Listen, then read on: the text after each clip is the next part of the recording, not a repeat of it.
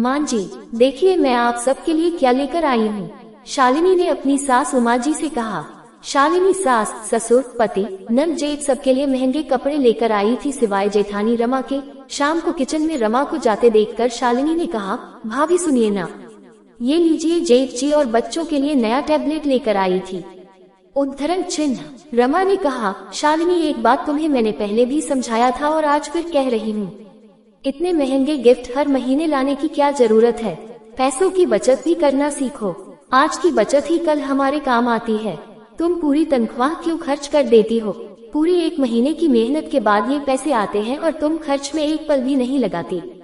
मैं तुम्हें तुम्हारी भलाई के लिए ही कह रही हूँ। उद्धरण चिन्ह। ना सुनते ही शालिनी को गुस्सा आ गया।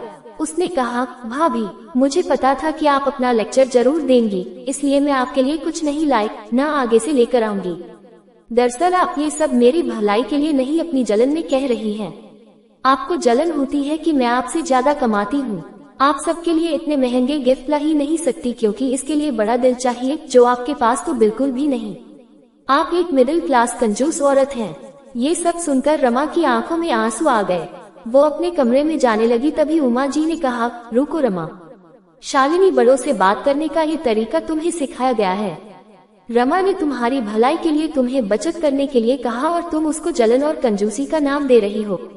आज एक बात मेरी तुम ध्यान से सुन लो, तुम्हारे ये महंगे गिफ्ट या कोई और चीज मेरी बहू रमा की जगह नहीं ले सकता, और हाँ, अपनी इस बात के लिए तुमको एक दिन पछतावा जरूरी होगा। शालिनी वहाँ से पैर पटकते हुए गुस्से में अपने कमरे में चली गई। शालिनी ने अपने पति अमन को ये बात बताई। कहा, अमन, बुरा मत मानना, लेकिन मैं चाहे कितनी भी कोशिश कर लूं, लेकिन भाभी की जगह कभी नहीं ले सकती, क्योंकि मैंने लव मैरिज की और जेठानी जी माँ जी की पसंद की हुई बहू है। इसलिए माँ जी भाभी को ज्यादा प्यार करती हैं, और वहाँ हुई पूरी बात बताई। तब अमन ने कहा, शालिनी, आज एक बार फिर मैं भी तुमको समझा रहा हूँ कि तुम जितना गलत भाभी को समझती हो, वो उतनी ही समझदार और सुलझी हुई है। तुमसे तो वो कभी जलन रख ही नहीं सकती, क्योंकि उन्होंने ही पूरे घर को हमारी शादी के लिए राजी किया था। देखो अमन, तुम भी नहीं समझ रहे। मैं कोई छोटे मोटे घर की बेटी नहीं, मुझे पैसों की कोई कमी नहीं। मैं अपने शौक के लिए ही नौकरी करती हूँ, वरना मैं जो चाहूँ वो मेरे पापा मुझे तुरंत दिला दे। पापा का इतना बड़ा बिजनेस है, मैं क्यों बचत की चिंता करूँ?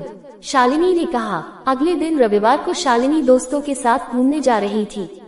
तभी उसकी नजर हॉल में बैठी जेठानी पर गई। उसने गुस्से से अपना पर्स उठाया और फोन हॉल की टेबल पर ही भूल गई।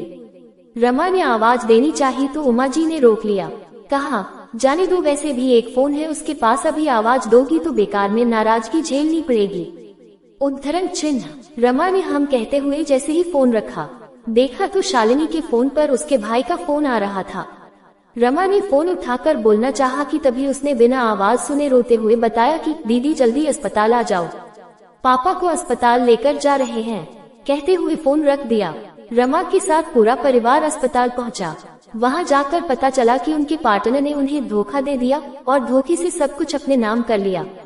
शालिनी का भाई उमेश मुंह पर हाथ रखकर बेंच पर बैठा रो रहा था। तभी रमा ने उसके सिर पर हाथ रखते हुए कहा, उमेश, क्या बात है, अपनी बड़ी बहन को नहीं बताओगे? उमेश आश्चर्य से रमा देखने लगा और सारी बात बताई कि अभी पैसे जमा नहीं किए गए तो डॉक्टर इलाज नहीं करेंगे। मुझे और माँ को पापा ने पैसों की कभी डिटेल नहीं बताई। अभी हमारे पास इतने पैसे नहीं और शालिनी दी भी फोन नहीं उठा रही। मुझे लगा वो ही आएंगी। रमा ने कहा, लाओ मुझे बिल दो और तुम आंटी के पास जाओ, मैं अभी आती हूँ, और जाकर काउंटर पर पैसे जमा किए। शालिनी ने फोन पर अपने भाई के इतने सारे मिस कॉल देखकर परेशान हो गई।